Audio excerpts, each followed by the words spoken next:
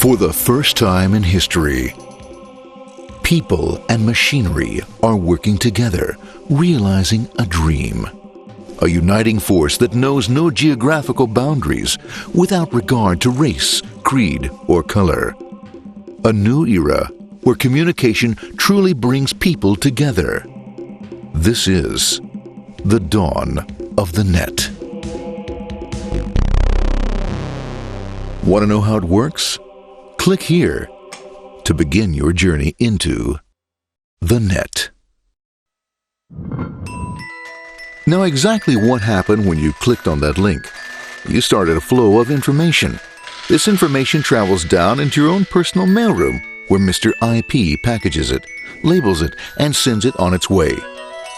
Each packet is limited in its size. The mailroom must decide how to divide the information and how to package it. Now, the package needs a label containing important information, such as sender's address, receiver's address, and the type of packet it is.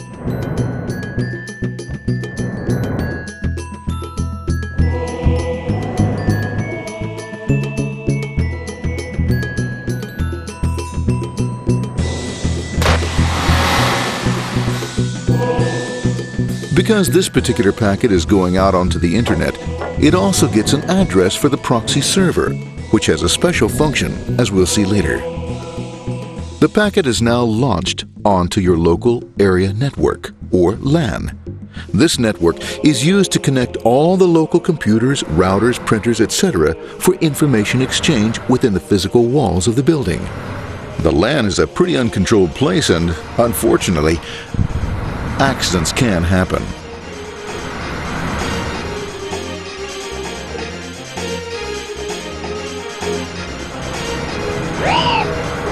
The highway of the LAN is packed with all types of information. These are IP packets, Novell packets, Apple Talk packets. They're going against traffic, as usual.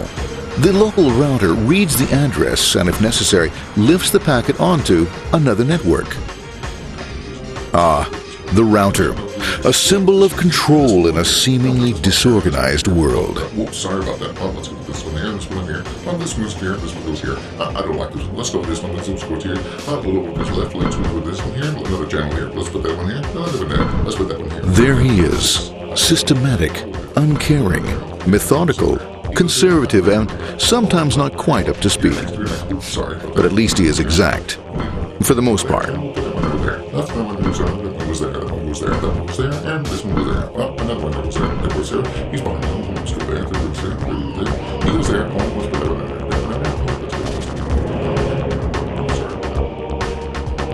there. As the packets leave the router, they make their way into the corporate intranet and head for the router switch. A bit more efficient than the router switch plays fast and loose with IP packets, deftly routing them along their way. A digital pinball wizard, if you will. Here we go. Here comes another one. And it's another. Watch this, Mom. Here goes. Whoop, around the back. Hey, in there, in there, in there. Over the left, over the right, over the left, over the right. You got it. Here it comes. Right on. He shoots. He scores. It's going. Hey, Wayne. Here, watch out. Here comes another one. Oh, here we go. And it's gone. It's gone. As packets arrive at their destination, they're picked up by the network interface, ready to be sent to the next level. In this case, the proxy. The proxy is used by many companies as sort of a middleman in order to lessen the load on their internet connection, and for security reasons as well. As you can see, the packets are all of various sizes, depending upon their content.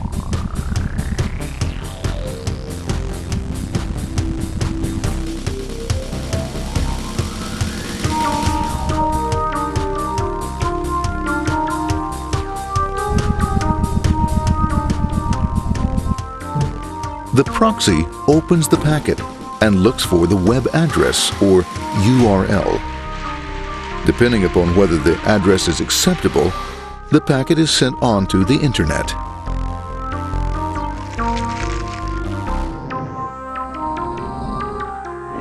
There are, however, some addresses which do not meet with the approval of the proxy, that is to say, corporate or management guidelines. these are summarily dealt with. We'll have none of that. For those who make it, it's on the road again.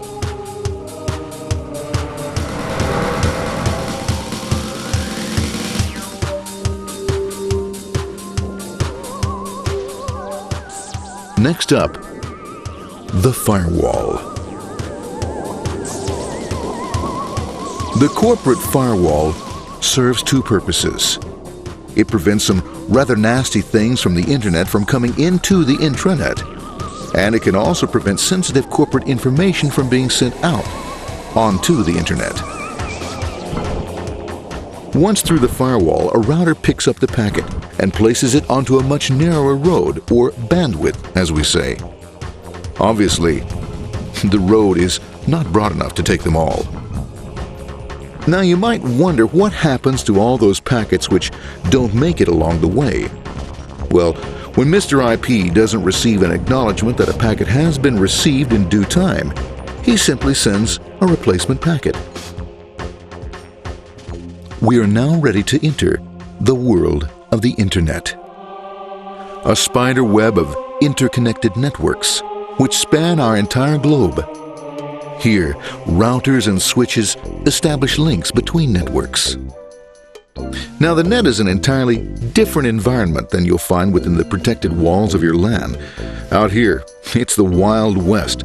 Plenty of space, plenty of opportunities, plenty of things to explore and places to go.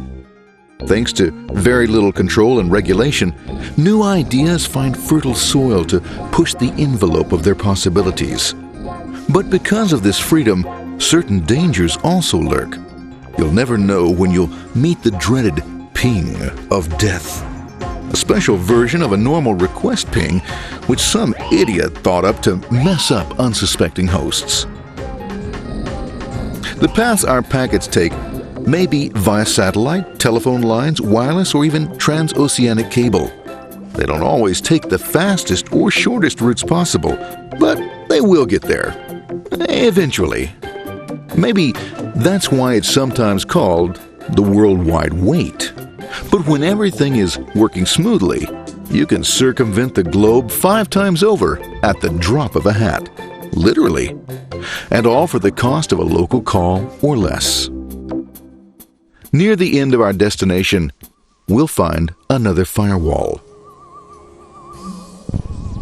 Depending upon your perspective as a data packet, the firewall could be a bastion of security or a dreaded adversary. It all depends on which side you're on and what your intentions are.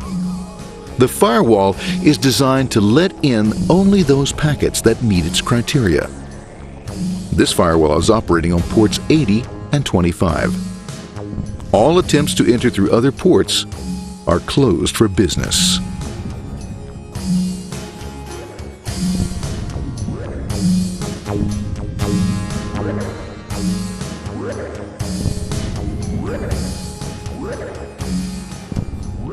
Port 25 is used for mail packets, while Port 80 is the entrance for packets from the Internet to the web server. Inside the firewall, packets are screened more thoroughly. Some packets make it easily through customs, while others look just a bit dubious. Now, the firewall officer is not easily fooled, such as when this ping of death packet tries to disguise itself as a normal ping packet. It's okay, go on, it's okay, no problem. Have a nice day, be out of here, bye. For those packets lucky enough to make it this far, the journey is almost over. It's just a lineup on the interface to be taken up into the web server. Nowadays, a web server can run on many things, from a mainframe to a webcam to the computer on your desk, or why not your refrigerator? With a proper setup, you can find out if you have the makings for chicken cacciatore or if you have to go shopping. Remember, this is the dawn of the net. Almost anything's possible. One by one, the packets are received, opened, and unpacked. The information they contain, that is, your request for information, is sent on to the web server application.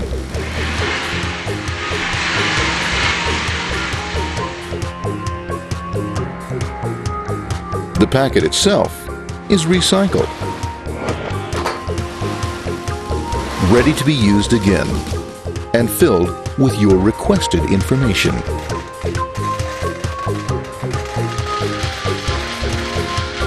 Addressed and sent out on its way back to you. Back past the firewall, routers, and on through to the internet. Back through your corporate firewall.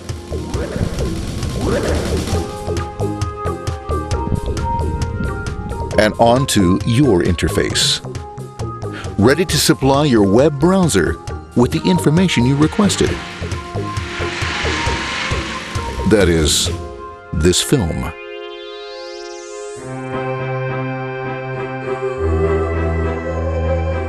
Pleased with their efforts and trusting in a better world, our trusty data packets ride off blissfully into the sunset of another day, knowing fully they have served their masters well.